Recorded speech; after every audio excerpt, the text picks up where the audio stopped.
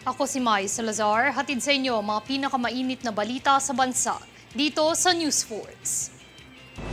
Sa ulo ng mga balita, Pilipinas at Indonesia paitingin ng kolaborasyon sa maritime security.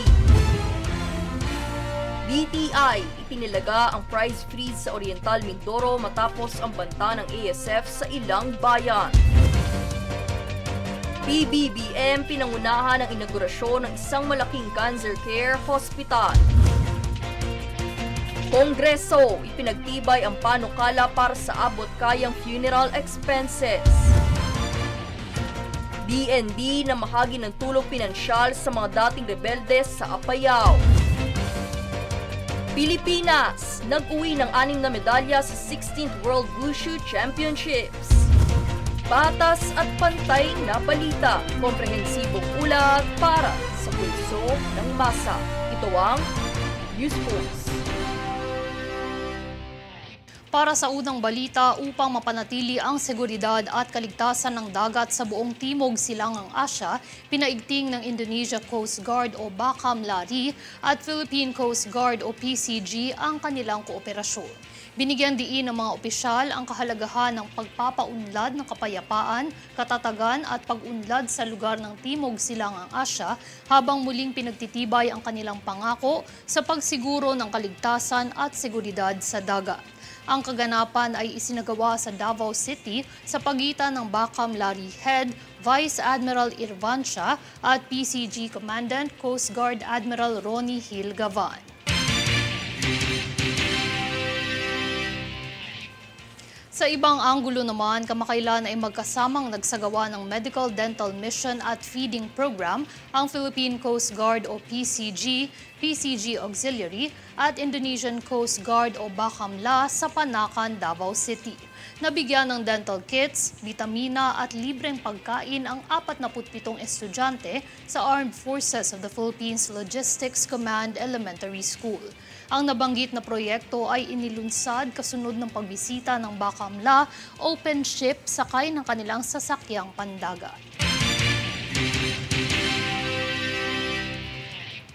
Umabot na sa higit na 7 milyong pisong halaga ang pinsala sa agrikultura na dulot ng mapaminsalang magnitude 6.8 na lindol na gumimbal sa ilang bahagi ng Soc-Sargen kamakailan.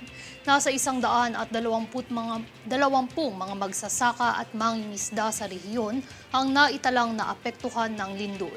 Samantala, aabot sa higit na 1 milyon ang pinsala sa produksyon ng mais, 4 na milyon naman sa high-value crops, 2 milyon sa pangisdaan at 36,500 piso sa produksyon ng livestock at poultry.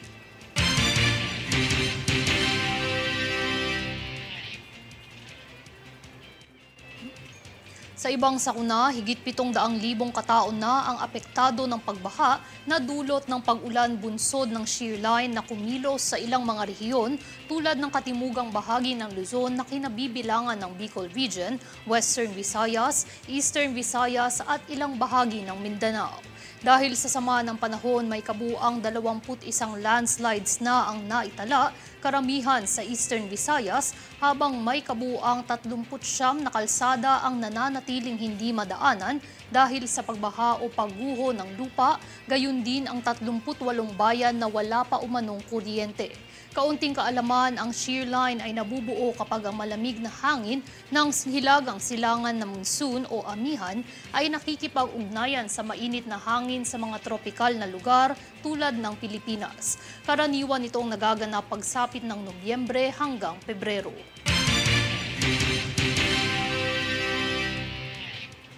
Samantala, matapos ang banta ng ASF sa ilang bayan sa Oriental Mindoro, ay kaagad nang itinalaga ng DTI ang price freeze sa mga lugar. Yan ang ating alamin kay Daniza Lopez. Alinsunod sa Sangguniang Panlalawigan Resolution No. 6658-2023 na idinedeklarang state of calamity ang ilang bayan sa Oriental Mindoro dahil sa African Swine Fever o ASF, ay ipinatupad ng Department of Trade and Industry o DTI ang price freeze sa ilalim ng Section 6 ng Republic Act 7581 o Price Act. Kabilang dito ang mga bayan ng Bulalakaw, Bongabong, Bansud, Pinamalayan at Nauwan.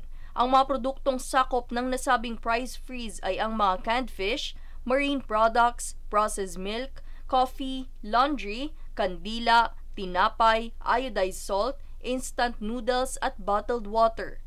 Mahigpit namang pinaalalahanan ng publiko na pagmumultahin ang sinumang lumabag sa batas at posibleng makulong. Daniza Lopez nag-uulat para sa One Media Network.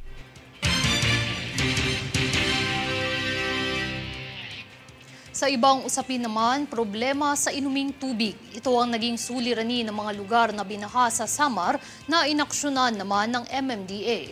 Para sa detalye, narito si Francis Riodique. Kaisa ang Metropolitan Manila Development Authority o MMDA sa pagsasagawa ng relief operation sa mga binahang lugar sa Samar. Halos 40 personnel ng MMDA Public Safety Division and Road Emergency Group ang idineploy para dito. Ayon kay MMDA Chairman Attorney Don Artes, layo ng ahensya na solusyonan ang kakulangan ng supply ng maiinom na tubig sa Samar. Kaya naman dala-dala nila ang 30 unit ng solar-powered water purification system na kayang makapag-produce ng malinis na tubig na 180 gallons kada oras. Dagdag pa niya, ang inisyatibong ito ay direktiba ni Pangulong Ferdinand Marcos Jr. upang mabigyan ng tulong ang mga kababayang nasalanta ng malalakas na pag-ulan sa Samar. Francis Riodique, nag-uulat para sa One Media Network.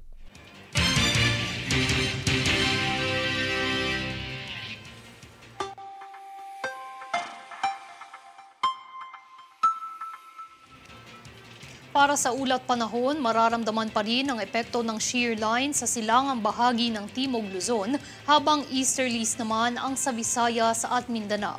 Maulap na kalangitan na may kalat-kalat na pag-ulan at pagkidlat-pagkulog ang asahan sa Aurora, Quezon, Oriental Mindoro, Marinduque, Romblon, Bicol Region, Aklan, Capiz, Northern Samar, Eastern Samar, Dinagat Islands, Surigao del Norte, Surigao del Sur at Davao Oriental.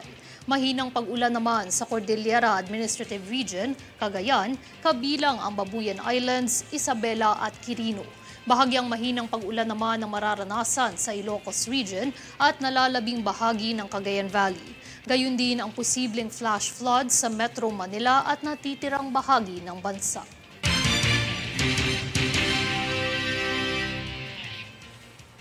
Susunod sa News Force. Mga lokal na inobasyon ng pampublikong sasakyan sa Pilipinas itinampok sa NSTW.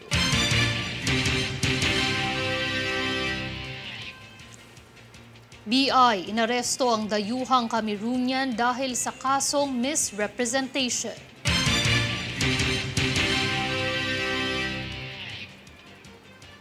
PBBM pinangunahan ang inaugurasyon ng isang malaking cancer care hospital.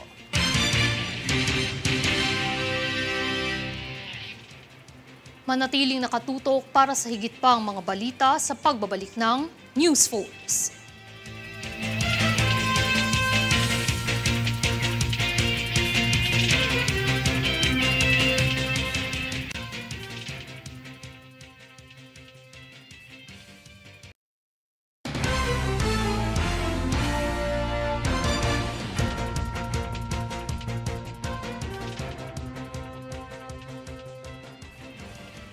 Pinangunahan ni Pangulong Bongbong Marcos Jr. ang inaugurasyon ng Healthway Cancer Care Hospital sa Taguig City ngayong Biyernes, ika-24 ng Nobyembre. Ayon sa Pangulo, refleksyon ito na mas pinaigting ng partnership ng gobyerno sa pribadong sektor sa iisang hangarin na maging maunlad na healthcare destination sa Asia ang bansa. Ang nasabing hospital ay makakapag-accommodate ng iba't ibang serbisyo ukol sa cancer tulad ng screening, diagnosis, post-cancer care treatment at iba pa.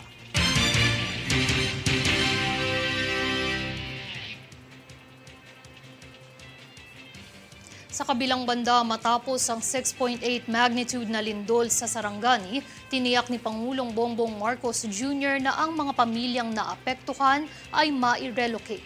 Francis Riodique para sa balita. Kasalukuyang nakikipag-ugnayan si Pangulong Bongbong Marcos Jr. sa mga local government unit ng Sarangani upang maging posible ang relokasyon ng mga pamilyang naapektuhan ng lindol sa nasabing lugar. Ayon sa ulat ni Sarangani Governor Rogelio Pacquiao, 447 na kabahayan ang nasira at 3,040 naman ang partially damaged houses. Dagdag pa rito, 15,607 na pamilya ang apektado ng lindol na 12% ng kabuuang household sa Sarangani. Samantala, inatasan naman ng Pangulo ang Department of Public Works and Highways o DPWH na pag-aralan ang kabuuang naging pinsala ng nasabing lindol. Sa kabilang banda, ayon sa Office of the Civil Defense Region 12, umabot na sa 25.2 milyong piso ang kabuuang naipamahaging tulong sa Sarangani. Francis Riudique, nag-uulat para sa One Media Network.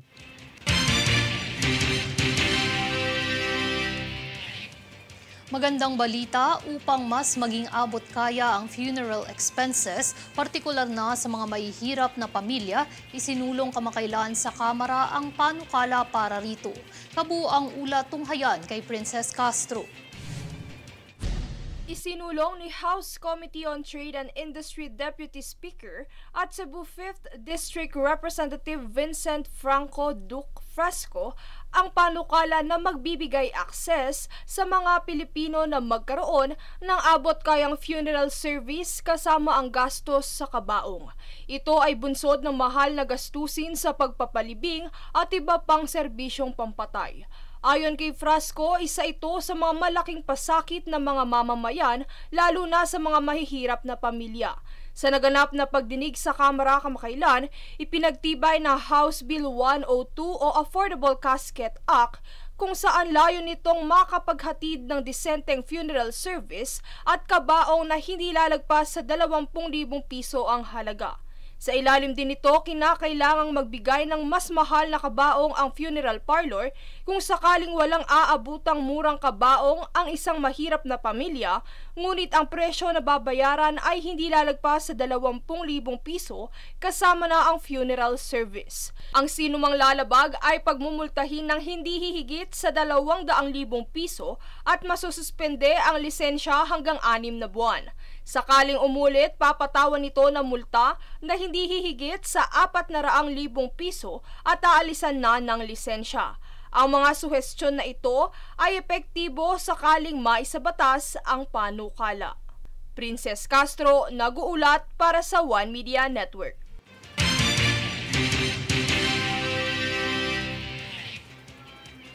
Samantala, nanawagan si Secretary of Department of the Interior and Local Government o DILG Benhur Abalos sa mga missing in action na pinuno ng lokal na pamahalaan sa panahon ng sakuna na maging handa at bukas para sa masa upang mabilis na matugunan ang pangangailangan gaya na lang ng nakaraang insidente sa mga probinsya ng Samar. Binigyang diin ni Abalos na kung naroon sa mismong pangyayari ang mga pinuno, ay maaasahan daw ang pagpapatupad at pagbabantay sa mga aksyon laban sa mga kalamidad na magaganap. Muli niyang pinaalalahanan ng mga ito na bahagi ng kanilang prioridad ang pagsisigurado sa kaligtasan ng mga mamamayan.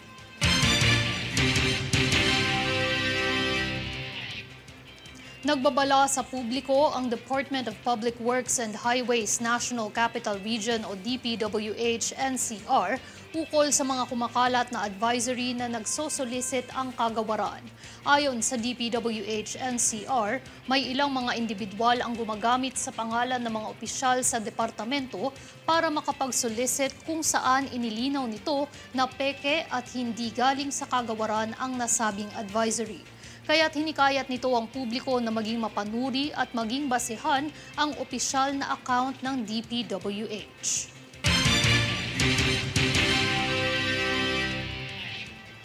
Bilang bahagi ng selebrasyon para sa NSTW, itinampok ang ilan sa mga inobasyon ng pampublikong sasakyan na matatagpuan sa Pilipinas. Yan ang balitang hatid ni Daniza Lopez. Sa kauna-unahang selebrasyon ng National Science, Technology and Innovation Week o NSTW sa Iloilo City, ay itinampok nitong ilan sa mga inobasyon ng pampublikong sasakyan sa Pilipinas. Kabilang dito ang mga electric tricycles o e-trike, converted electric tricycles o C-trike, flexible electric vehicles, LPG public utility vehicles, vehicle-to-everything initiatives for road safety, at safe, efficient, and sustainable solar-assisted plug-in electric boat. Pahayag ng Department of Science and Technology o DOST, ang mga ipinakitang inobasyon ay may magandang benepisyo na idinudulot sa kapaligiran. Dahil nababawasan umano nito ang noise at air pollution na siyang mas nakakabuti sa kapaligiran. Ayon kay DOST Secretary Renato Solidium Jr., ang NSTW ay paraan din upang hikayatin ang mga dalub-agham at mga maniliksik sa pagtamo ng pag-unlad sa industriya ng teknolohiya at pagpapabuti sa kapaligiran. Daniza Lopez nag-uulat para sa One Media Network.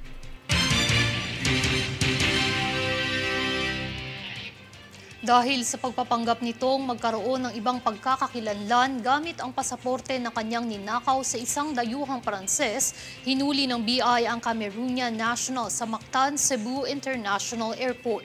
Tunghayan ng balitang dala ni Jade Buhoy. Hinarang ng mga tauhan ng Bureau of Immigration o BI ang Cameroonian national sa Mactan, Cebu International Airport matapos nitong magpresenta ng ninakaw na pasaporte sa isang French national. Ayon sa BI Border Control and Enforcement Unit o BCIU, kinilala ang dayuhan bilang si Valentine Forquim Banway, 31 taong gulang na nagmula sa kanyang flight sa Singapore noong 20 ng Nobyembre. Ayon sa ulat ng BCIU na unang iprenesenta ni Banway ang kanyang sarili sa ibang pagkakakilanlan gamit ang ninakaw na French passport na bahagyang may ibang pangalan. Ngunit agad itong inaksyonan ng ahensya dahil kamakailang inireklamo na ng may-ari ang kanyang nawawalang pasaporte sa Interpol.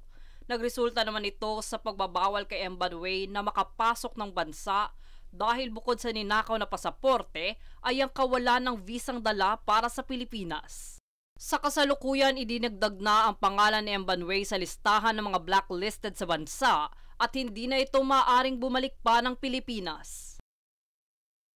Jade Buhoy, nag-uulat para sa One Media Network.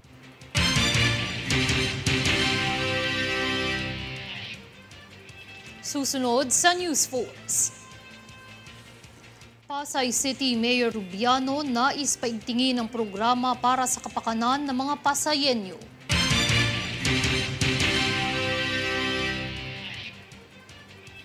DND na mahagi ng tulong pinansyal sa mga dating rebelde sa Apayao.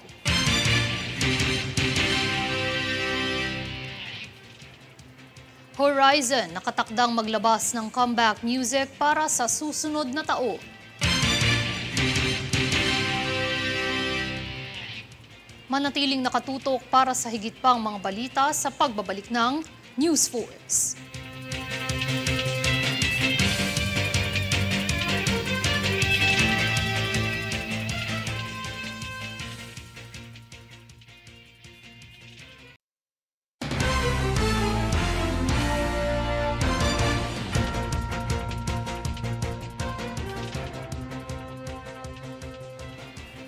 Bilang bahagi ng balik-loob program ng lokal na pamahalaan ng Apayao, 6 na dating rebelde ang nakatanggap ng tulong pinansyal mula sa Department of National Defense o DND.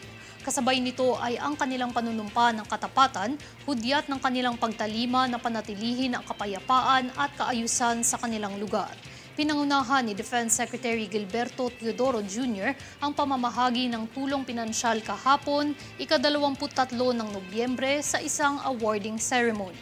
Kaisa rin si Apayao Governor Elias Bulut Jr. sa nagsabuhay sa mga dating rebelde na bumalik sa mainstream society.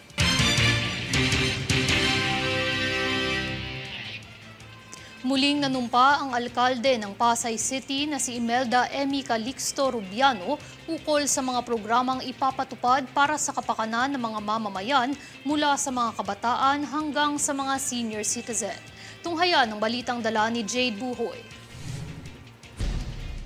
Bilang bahagi ng State of the City's Children's Address sa lungsod ng Pasay kahapon, ika-23 ng Nobyembre nanumpa ang alkalde ng lungsod na si Mayor Emmy Calixto Rubiano ukol sa programang nais nitong ipatupad para sa mga mamamayan mula sa mga paslit hanggang sa mga senior citizens. Ibinida ng alkalde ang 4 na karapatan ng mga kabataan mula sa paglaki, pakikilahok at kaligtasan pati na rin ang proteksyon ng bawat isa nito. Aniya, ang mga proyektong kanilang patuloy na ipinapatupad ay nakasentro sa edukasyon, kalusugan, kagamitan sa pag-aaral, pati na rin ang pagpapatayo ng mga child development centers at super health centers sa lungsod. Nangako din si Rubiano sa mga mamamayan ukol sa patuloy na pagpapatupad ng mga programang tutugon sa pangangailangan ng bawat isa. Aniya, hindi lamang ang kabataan ang makakabenepisyo sa mga proyekto kundi pati na rin ang mga tagapaggabay at mga magulang nito. Bukod pa riyan, mayroon ding inisyatibo ang pamahalang lungsod kung saan ang hangarin ng mga kabataan ay kanilang maipapaabot. In fact, meron kaming Children's Congress na ginagawa. Kasi doon, ini-involve talaga namin sila. Hindi lang kami yung nag-iisip ng mga programa para sa kanila. Kasi baka mamaya, meron kaming hindi nakikita na kailangan nila. Kaya mas maganda na sila ang talagang nag-workshop na ilalabas nila anong mga pangangailangan nila. Jade Buhoy, nag-uulat para sa One Media Network.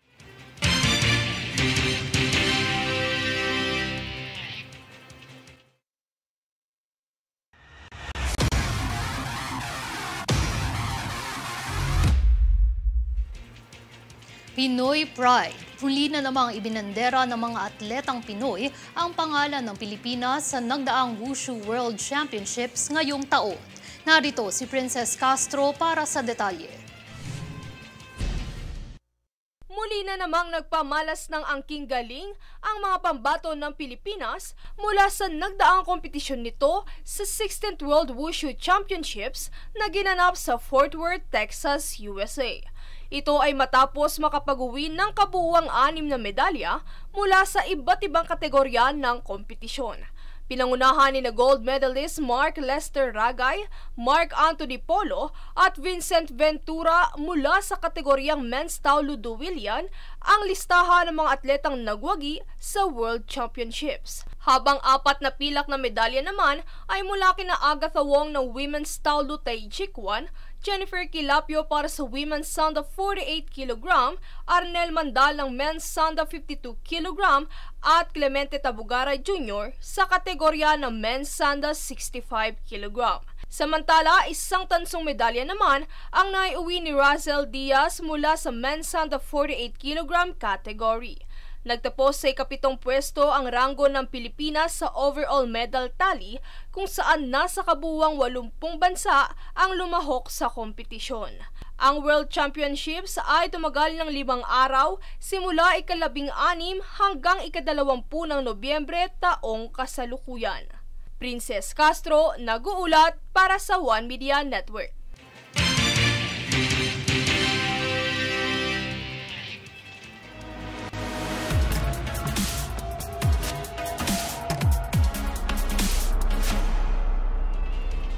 Nag-anunsyo kamakailan ng all-Filipino boy band na Horizon tungkol sa kanilang music comeback sa darating na taong 2024.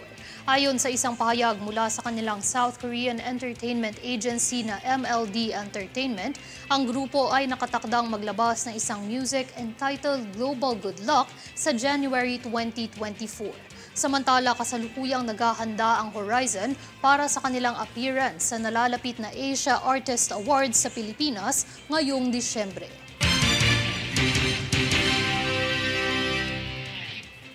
At narito ang recap ng mga nagbabagang balita ngayon.